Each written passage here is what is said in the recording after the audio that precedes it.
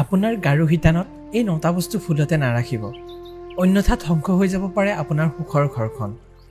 এজন ব্যক্তিয়ে গোটেই দিনটো যথেষ্ট কাম কৰে, কিন্তু এইবোৰৰ ভিতৰত এটা এনে কাম আছে যিটো প্ৰতিদিনে কৰা হয়। সেই কামটো হৈছে নিদ্ৰা।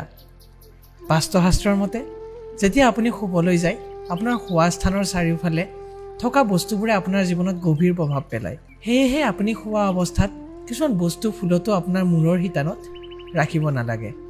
যিজন ব্যক্তিয়ে এই নিয়মবোৰ অনুসৰণ নকৰে, পিছলৈ গৈ কষ্টত ভুগিবলগীয়া হয়। গতিকে এই বস্তুবোৰনো কি সেয়া জানো আহক। ফুলতো এই ৯টা বস্তু মূৰৰ কাষত ৰাখি শুই নাযাব। ঝাৰু। যেতিয়া আপুনি নিশা শুবলৈ বুলি বিচনালৈ যায়, তেতিয়া কেতিয়াও আপোনাৰ ওচৰত বা বিচনাৰ তলত ঝাৰু নাৰাখিব।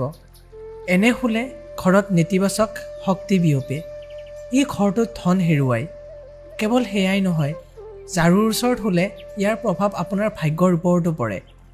আপোনাৰ সৌভাগ্য দুৰ্ভাগ্যলৈ ৰূপান্তৰিত হয়। নিমখ।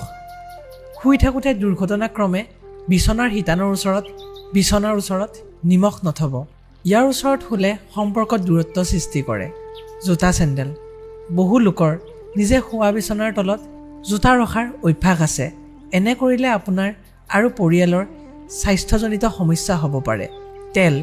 শোৱাৰ সময়ত আপোনাৰ মূৰৰ শিতানত নাইবা চাৰিওফালে তেল থাকিলে আপোনাৰ জীৱন তৎপৰ হৈ পৰে। এনে অৱস্থাত শুই থকা এজন ব্যক্তিৰ জীৱনত কেতিয়াও শান্তি নাথাকে। মোবাইল। বহু লোকে শুবলৈ যোৱাৰ আগতে ৰাতি দুপৰলৈ মোবাইল চলায় আৰু তাৰ পিছত মূৰৰ শিতানতে থৈ শুবলৈ যায়। এই অভ্যাসে আপোনাৰ বহুত ক্ষতি কৰিব পাৰে। ই কেৱল স্বাস্থ্যৰ ওপৰত বিৰূপ প্ৰভাৱ পেলোৱাই নহয়, জ্যোতিষশাস্ত্ৰ মতে ঘৰত সমস্যা বৃদ্ধি হোৱাৰ সম্ভাৱনাও বৃদ্ধি কৰে। পাৰ্চ আপোনাৰ কাষত লৈ শুলে টকাৰ হানি হয়। এনেদৰে শুৱা লোকসকলৰ ঘৰত অপ্ৰয়োজনীয় খৰচ আৰম্ভ হয়। এইটোৱে টকা লাগি থকাৰ সম্ভাৱনাও বৃদ্ধি কৰে। পানী।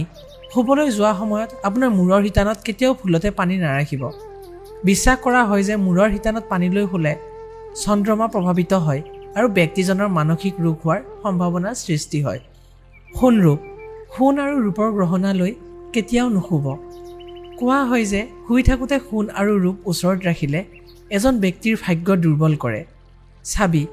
গাৰুৰ তলত চাবি ৰাখি কেতিয়াও শুব নালাগে। লো বা অন্য ধাতুৰে তৈয়াৰী চাবি লৈ শুলে ঘৰত চুৰি হোৱাৰ আশংকা বৃদ্ধি হয়।